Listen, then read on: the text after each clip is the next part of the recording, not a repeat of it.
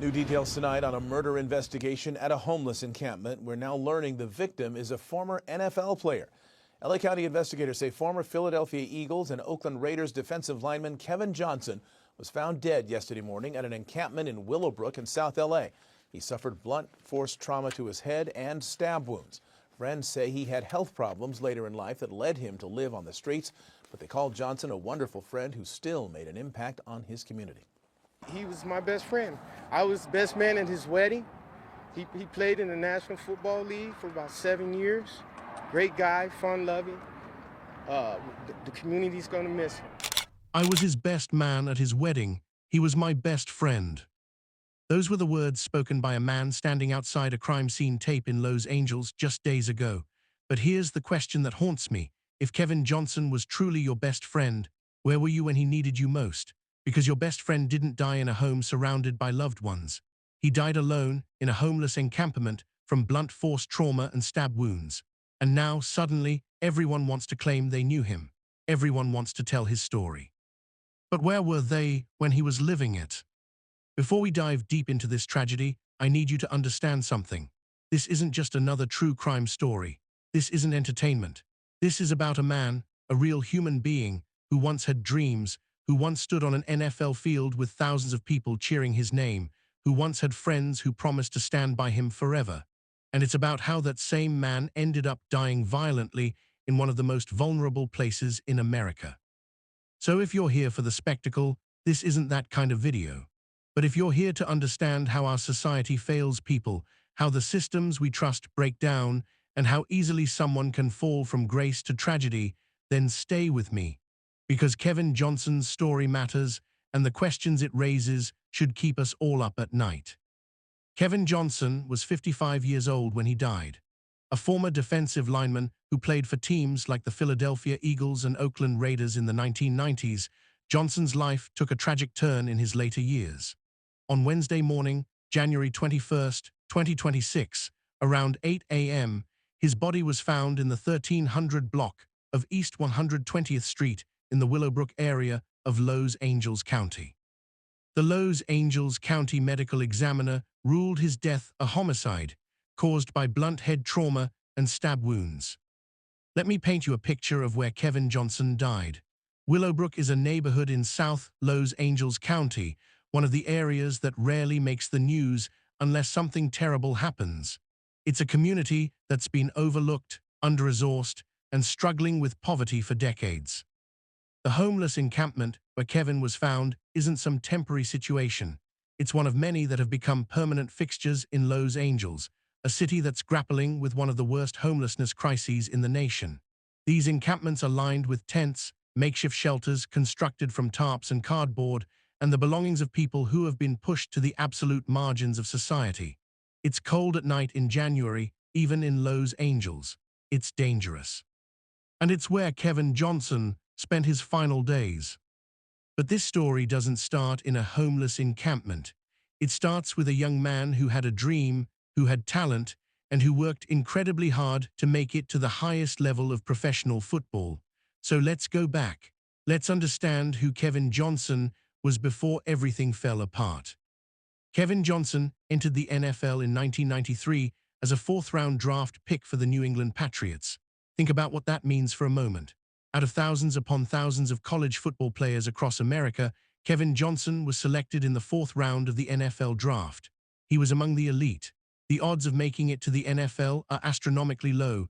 Less than 2% of college football players ever get drafted. Kevin Johnson beat those odds. He was fast, he was strong, he was determined.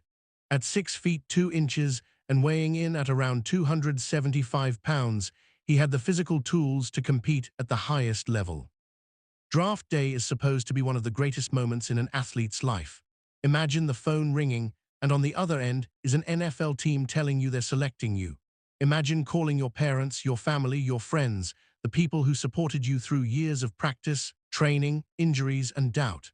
Imagine knowing that all the sacrifice was worth it. That was Kevin Johnson's moment in 1993. He had made it. His time with the New England Patriots was brief, as is often the case for mid-round draft picks. The NFL is brutally competitive. Every year, new players come in hungry to take your spot.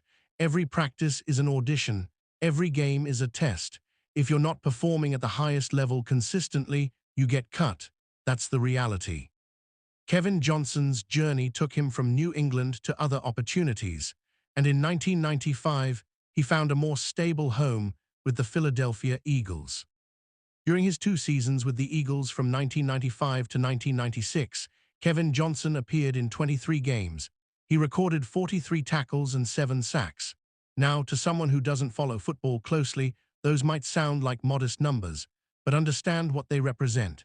Every tackle means Kevin Johnson was doing his job, stopping opposing players, disrupting offensive plays, contributing to his team's defense. Every sack means he broke through an offensive line, got to the quarterback, and made a game-changing play. These are moments that coaches notice. These are moments that teammates respect. Kevin Johnson wasn't a superstar, but he was a professional doing professional work at the highest level of the sport. In 1997, he moved to the Oakland Raiders, where he played 15 games that season. The Raiders have always had a certain culture, tough, gritty, no-nonsense football. Playing for the Raiders meant you were part of a brotherhood that valued toughness above all else. And Kevin Johnson fit in. He contributed. He did his job. But here's what happens to most NFL players. The career is short. The average NFL career lasts just over 3 years. Even if you're good, even if you're contributing, injuries happen. Younger players come in, teams rebuild, contracts expire, and suddenly you're out. For Kevin Johnson, his NFL career came to an end after the 1997 season. But like many players who love the game too much to walk away, he found another path. He continued playing in the Arena Football League, suiting up for the Orlando Predators and the Los Angeles Avengers. The Arena Football League was a different kind of football, played indoors on a smaller field, faster paced, less prestigious than the NFL, but still competitive. Players in the Arena League weren't making millions. They were playing because they loved the game. Kevin Johnson was one of them. Even after the bright lights of the NFL dimmed, even after the big paychecks stopped coming, he still wanted to play. That tells you something about who he was. Football wasn't just a job for Kevin Johnson. It was his identity. It was his purpose. But here's the dark side of that love for the game. Every time Kevin Johnson put on a helmet, every time he lined up across from another 275-pound man and collided with him at full speed, he was damaging his brain, and he didn't know it. None of them did, really. This was the 1990s and early 2000s, a time when the NFL was still denying the connection between football and long-term brain damage. Let's talk about CTE for a moment, because it's crucial to understanding Kevin Johnson's story. Chronic traumatic encephalopathy, CTE, is a degenerative brain disease caused by repeated head trauma. It's been found in the brains of dozens of former NFL players who have died and donated their brains to science. The symptoms are devastating: memory loss, confusion, impaired judgment, impulse control problems, aggression, depression, anxiety, suicidal thoughts, and eventually progressive dementia. The terrifying thing about CTE is that it can only be definitively diagnosed after death by examining brain tissue. So players who are suffering don't always know what's wrong with them. They just know something is very, very wrong. Friends of Kevin Johnson have said they believe he was suffering from CTE in his later years. They noticed changes in him. They saw him struggle. But here's the cruel irony. Even if Kevin Johnson suspected he had CTE, even if he knew his brain was damaged from years of football, what could he do about it? There's no cure. There's no treatment that reverses the damage. The best doctors can offer is managing symptoms, therapy, medication, support. But all of that requires resources. It requires money. It requires a support system. And somewhere along the way, Kevin Johnson lost access to all of those things. So how does a former NFL player end up homeless? This is the question that people always ask, and it deserves a thorough answer. The NFL does have programs for former players. There's the NFL Player Care Foundation. There are pension benefits for players who meet certain service time requirements. There's the Concussion Settlement, a $1 billion fund created to compensate former players for brain injuries. On paper, it looks like the NFL is taking care of its own. But the reality is far more complicated. Many former players don't qualify for full pension benefits because they didn't play long enough. Kevin Johnson played parts of 5 NFL seasons. He may not have met the threshold for significant benefits. The concussion settlement requires extensive documentation and medical evaluations, and many players struggle to navigate the complex claims process, especially if they're already dealing with cognitive impairment from CTE. And even when benefits are available, they're often not enough to cover the mounting costs of medical care, housing, and basic living expenses, particularly if a player is unable to work due to physical or mental health issues. Then there's the psychological aspect. Imagine spending your entire adult life with structure, team practices, game schedules, coaches telling you where to be and when. You're part of a brotherhood, you have a clear purpose. Then suddenly it's gone. You retire or you get cut and there's nothing. No more structure, no more purpose, no more brotherhood. Many former players talk about feeling lost after football. They struggle to find a new identity. They don't know who they are if they're not a football player. And if you add brain damage, depression, and anxiety to that mix, the chances of spiraling downward increase dramatically. Kevin Johnson's decline didn't happen overnight. It was likely gradual, a slow erosion of stability. Maybe he had jobs after football that didn't work out. Maybe relationships fell apart. Maybe medical bills piled up. Maybe he made poor financial decisions, something that's unfortunately common among former athletes who never received proper financial education and who trusted the wrong people with their money. Maybe the symptoms of CTE made it harder and harder for him to function in normal society. We don't have all the details of Kevin Johnson's path from the NFL to homelessness, but we know the destination. We know where it ended. By the time January 2026 arrived, Kevin Johnson was living in that homeless encampment in Willowbrook. Investigators believe he had been staying there for a while. This wasn't a recent development. This was his life. His home was a tent or a makeshift shelter in one of Los Angeles County's forgotten neighborhoods. Think about that. A man who once had his name on an NFL jersey, who once signed autographs, who once had teammates and coaches and thousands of fans, was sleeping on the ground in a homeless encampment. He was vulnerable in ways that are hard to fully comprehend. Homeless encampments are dangerous places. There's violence, theft, drug use, mental illness. The people living there are often dealing with traumas of their own, and the police presence is minimal at best. If something happens to you in a place like that, help might not come in time. On the morning of January 21st, 2026, something terrible happened to Kevin Johnson. The details of the attack are still under investigation, but we know the outcome. Kevin suffered blunt head trauma. Someone struck him with enough force to cause fatal injuries. He also suffered stab wounds. Someone used a blade on him. This wasn't accidental. This wasn't a medical emergency. Someone attacked Kevin Johnson with intent to harm, and they succeeded. By the time deputies from the Los Angeles County Sheriff's Department arrived at the scene around 8 a.m., Kevin was already gone. The medical examiner's office conducted an autopsy and determined the cause of death: blunt head trauma and stab wounds. The manner of death: homicide. That single word changes everything. Kevin Johnson didn't die from an overdose. He didn't die from exposure to the elements. He didn't die from a health crisis. He was murdered. Someone took his life violently, and as of now, we don't know who. The Los Angeles County Sheriff's Department is actively investigating this case. Detectives have been canvassing the area, talking to people who live in and around that encampment, trying to piece together what happened in Kevin Johnson's final hours. Who was he with? Did he have enemies? Was this a random act of violence or something more targeted? Did someone have a grudge against him? Was it over money, drugs, a dispute? These are the questions investigators are trying to answer. But here's the challenge with cases like this. Witnesses in homeless encampments are often reluctant to come forward. Some are dealing with their own legal issues and don't want police attention. Some don't trust law enforcement. Some are transient and may have already moved to another location. And some are struggling with mental health or substance abuse issues that make them unreliable witnesses.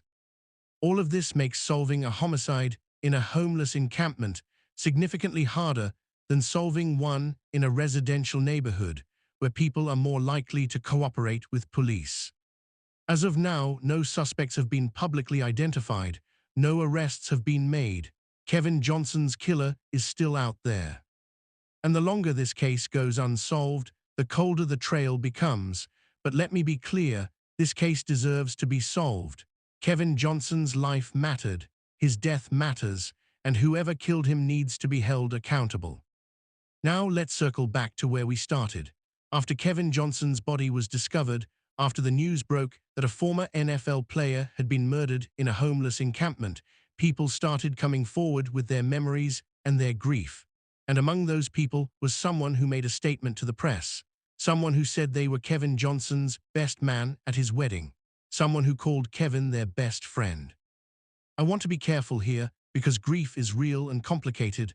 I don't know this person's full story. I don't know what efforts they may or may not have made to help Kevin Johnson over the years. Maybe they tried and were pushed away. Maybe they didn't know how bad things had gotten. Maybe they're genuinely devastated and regretful, but I also can't ignore the painful irony of that statement. I was his best man at his wedding. He was my best friend. When you stand up at someone's wedding as their best man, you're making an implicit promise. You're saying, this person matters to me, I'll be there for them. When you call someone your best friend, you're claiming a deep, meaningful connection. But Kevin Johnson died alone in a homeless encampment. His best friend wasn't there. And I have to ask, where were you? Where were you when Kevin Johnson's life was falling apart? Where were you when he lost his home? Where were you when he was sleeping in a tent in Willowbrook? I'm not trying to single out one person here. This is about something bigger. This is about how we, as a society, treat people who are struggling. It's easy to be someone's friend when times are good. It's easy to celebrate with someone at their wedding, to laugh with them after a big game, to enjoy their company when they're successful.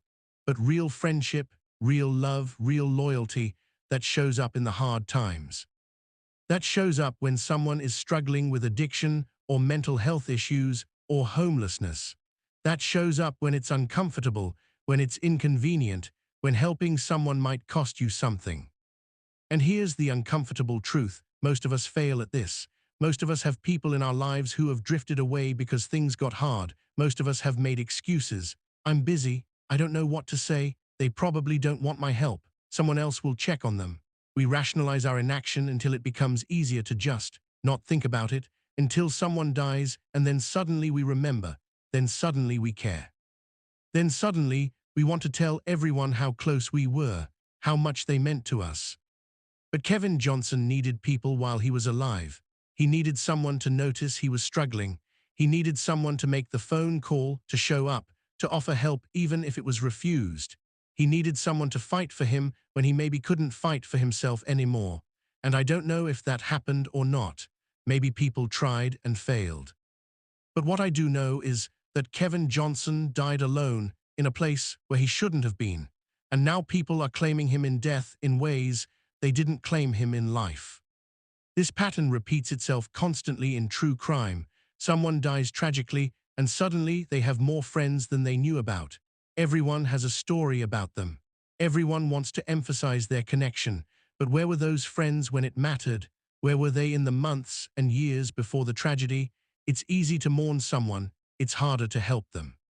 And I'm saying all of this not to shame anyone specifically, but because Kevin Johnson's story should force us all to look in the mirror. Who in our lives is struggling right now? Who have we not checked on in a while? Who might be dealing with something we don't fully understand? And what are we doing about it? Are we showing up? Or are we waiting until it's too late, and then we'll show up to the funeral and talk about how much we cared? Kevin Johnson deserved better. He deserved better from the NFL, which profited enormously from his labor and his body while he played, and then failed to adequately support him when his career ended and his health declined. He deserved better from the systems that are supposed to help people in crisis, the mental health system, the healthcare system, the social services system. All of them failed him. He deserved better from the people who claimed to be his friends. And he deserved better from all of us, collectively, as a society that has allowed homelessness to become so widespread and normalized that we can have encampments full of vulnerable people living in dangerous conditions, and we just accept it. There are lessons here that go beyond Kevin Johnson's individual story. The first lesson is about the NFL and its responsibility to former players. The NFL is a multi-billion-dollar industry. The league and its teams make obscene amounts of money from broadcasting rights, ticket sales, merchandise, and sponsorships. All of that wealth is built on the backs of players who sacrifice their bodies and their brains for our entertainment. The league has made progress in acknowledging the dangers of the sport, particularly regarding brain injuries. But clearly, it's not enough. Kevin Johnson is not the first former NFL player to die in tragic circumstances after struggling with homelessness or mental health issues. He won't be the last unless something fundamentally changes. The NFL needs to do more. Benefits need to be easier to access. Medical care for former players needs to be comprehensive and lifelong. Mental health support needs to be robust and proactive, not reactive. And the league needs to take responsibility for the men whose lives it changed forever, both for better and for worse. The second lesson is about how we treat people with mental illness and brain injuries. If Kevin Johnson was indeed suffering from CTE, then he was dealing with a degenerative brain disease. His decision-making was likely impaired. His ability to advocate for himself was likely compromised. People in that situation need support systems that meet them where they are, that don't require them to jump through bureaucratic hoops, that don't abandon them when they're difficult to deal with. We're failing at this as a society. We're failing people with mental illness. We're failing people with traumatic brain injuries. We're letting them slip through the cracks and end up on the streets, where they're vulnerable to violence, exploitation, and death. The third lesson is about homelessness itself. Los Angeles County has over 75,000 people experiencing homelessness on any given night. That's not a statistic. That's 75,000 individual human beings, each with their own story, their own struggles, their own reasons for ending up without shelter. Kevin Johnson was one of them, and every single one of them deserves dignity, safety, and support. Homeless encampments shouldn't exist in one of the wealthiest cities, in one of the wealthiest states, in the wealthiest country in the world. The fact that they do is a moral failure. The fourth and final lesson is personal. It's about how we treat the people in our own lives. It's about showing up. It's about being uncomfortable. It's about helping even when it's hard. Because here's the thing, most of us will never be in Kevin Johnson's position. Most of us will never be homeless, never sleep in a tent, never be that vulnerable. But most of us will know someone who's struggling. Most of us will have opportunities to help, and what we do in those moments matters. The investigation into Kevin Johnson's death continues. Detectives are following leads, conducting interviews, analyzing evidence. They're working to identify who killed Kevin Johnson and why, and I hope they succeed. I hope whoever is responsible for his death is arrested, charged, and held accountable in a court of law. Kevin Johnson deserves justice. His family deserves answers. But even if this case is solved, even if someone is convicted and sentenced, it won't bring Kevin back. It won't undo the years of suffering he likely endured. It won't answer all the questions about how he ended up in that encampment in the first place. Kevin Johnson was born into a world full of possibilities. He had talent, determination, and dreams. He made it to the NFL, an achievement that less than 1% of football players ever accomplish. He had teammates, friends, and people who cared about him, including someone who stood beside him as his best man on what should have been one of the happiest days of his life. But somewhere along the way, things went terribly wrong. The support systems failed. The people failed. The society failed. And Kevin Johnson ended up alone, vulnerable, and ultimately dead at just 55 years old. This shouldn't have happened. A man who gave his body to professional football, who entertained millions of fans, who worked incredibly hard to achieve his dreams, that man should not have died violently in a homeless encampment. He should have grown old surrounded by people who loved him. He should have had access to the medical care and support he needed. He should have been safe. But he wasn't, and now all we can do is tell his story, learn from it, and hopefully do better. If you're watching this and you have information about Kevin Johnson's death, please contact the Los Angeles County Sheriff's Department. Every detail matters.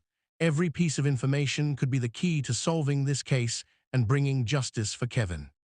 The Homicide Bureau is actively seeking witnesses and anyone who may have seen or heard something in that area on January 21st or in the days leading up to it. Your information could make the difference.